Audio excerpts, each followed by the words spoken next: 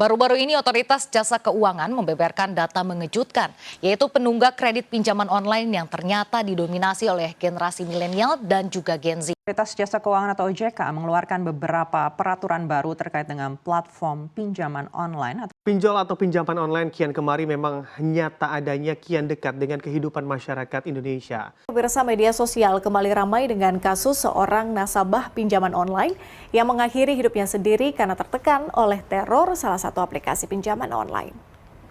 Assalamualaikum warahmatullahi wabarakatuh. Kami dari kelompok 1 akan membahas fenomena yang sangat relevan dengan kehidupan kita saat ini, yaitu pinjaman online.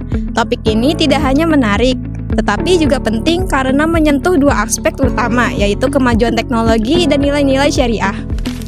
Pinjol, seringkali disebut French lending, telah membawa perubahan besar dalam cara kita mengakses keuangan. Sayangnya, kemudahan ini seringkali dapat bersama resiko yang lebih besar yang dapat merugikan masyarakat. Dalam video ini, kita akan mengupas tuntas definisi pinjaman online, bagaimana Islam memandangnya sehingga solusi yang sesuai dengan prinsip syariah. Sebagai awal, mari kita lihat salah satu contoh kasus yang ada di masyarakat. OJK mencatat pinjaman masyarakat melalui pinjaman online atau fintech peer-to-peer lending terus mengalami peningkatan. Bahkan pada bulan Agustus 2024 jumlahnya mencapai 72,03 triliun rupiah. Kasus yang menarik perhatian kami datang dari video yang ditayangkan di YouTube. Dalam video tersebut ditampilkan seorang pengguna pinjaman online yang terjebak dalam utang akibat ketidaktahuan akan besarnya bunga dan denda yang akan dikenakan. Dalam video itu, pengguna tersebut meminjam dana sebesar 1 juta rupiah tetapi harus membayar lebih dari 2 juta hanya dalam waktu 1 bulan. Bahkan, data pribadinya disebarluaskan oleh pihak pinjol ketika ia terlambat membayar. Kejadian seperti ini mencerminkan rendahnya literasi keuangan di masyarakat. Banyak pengguna yang tidak memahami sepenuhnya tentang syarat dan ketentuan pinjaman online, sehingga mudah menjadi korban eksploitasi. Pinjaman online adalah fasilitas kredit berbasis teknologi yang memungkinkan masyarakat mengajukan pinjaman dengan cepat hanya dengan menggunakan aplikasi ataupun website.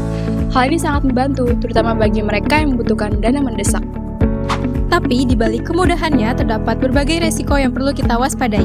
Salah satunya adalah bunga yang tinggi. Beberapa platform bahkan menerapkan bunga harian yang bisa mencapai 1% atau lebih dari 30% per bulan. Tidak hanya itu, banyak juga kasus di mana data pribadi pengguna disalahgunakan oleh penyedia pinjaman online. Hal ini membuat masyarakat menjadi korban intimidasi saat mereka tidak mampu membayar utang tepat waktu. Menurut penelitian, sebagian besar pengguna pinjaman online berasal dari kelompok masyarakat dengan literasi keuangan rendah. Mereka seringkali tidak memahami sepenuhnya syarat dan ketentuan yang berlaku, sehingga akhirnya terjebak dalam utang yang besar. Islam sangat mendorong hubungan tolong-menolong dalam ekonomi. Pinjam-meminjam selama tidak ada unsur yang melanggar syariah adalah hal yang dianjurkan. Namun, riba adalah pengecualian yang sangat dilarang. Riba adalah tambahan yang dikenakan atas pokok utang. Dalam surat Al-Baqarah ayat 275 hingga 279, Allah melarang riba secara tegas karena dianggap sebagai bentuk eksploitasi yang merugikan pihak lain. MUI pada tahun 2021 telah mengeluarkan fatwa bahwa pinjaman online dengan bunga tinggi dan praktik intimidasi termasuk dalam kategori haram. Bahkan, jika kedua belah pihak setuju, riba tetaplah tidak diperbolehkan dalam Islam. Selain itu, Islam juga mengutamakan transparansi dalam setiap transaksinya. Misalnya dalam surat Al-Baqarah ayat 282, Allah memerintahkan kita untuk mencatat utang piutang agar tidak ada pihak yang dirugikan. Tapi sayangnya, praktik pinjaman online seringkali tidak transparan. Biaya administrasi yang tersembunyi dan denda keterlambatan menjadi beban tambahan bagi peminjam. Ini bertentangan pada prinsip keadilan dalam Islam.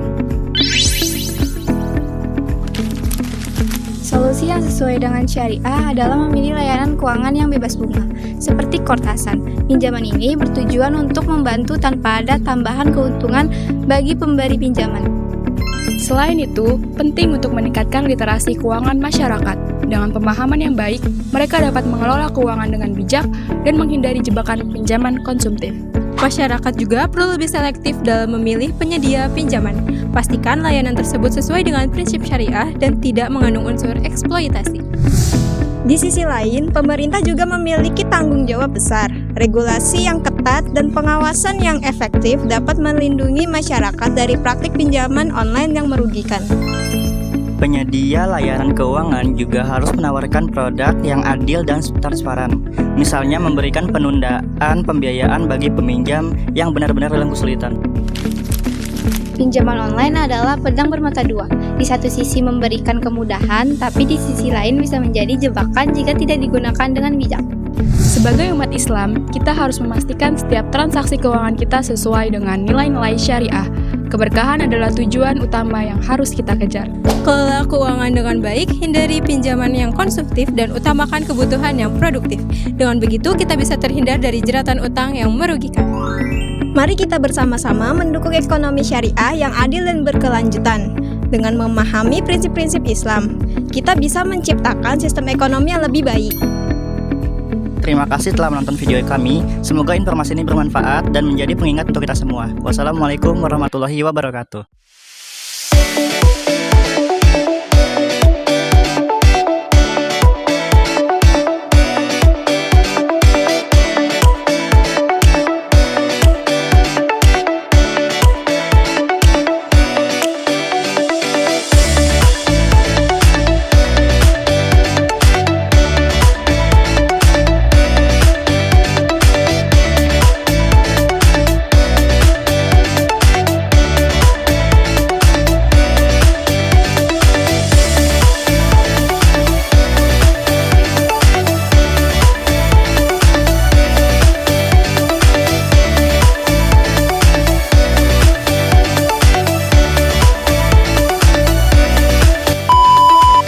Informasi ini bermanfaat.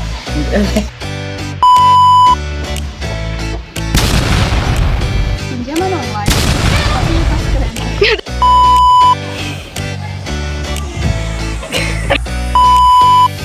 Solusi yang sesuai dengan syariah adalah memilih layanan keuangan yang lebih. Pinjaman online adalah fasilitas kredit berbasis teknologi. Selain itu, Islam juga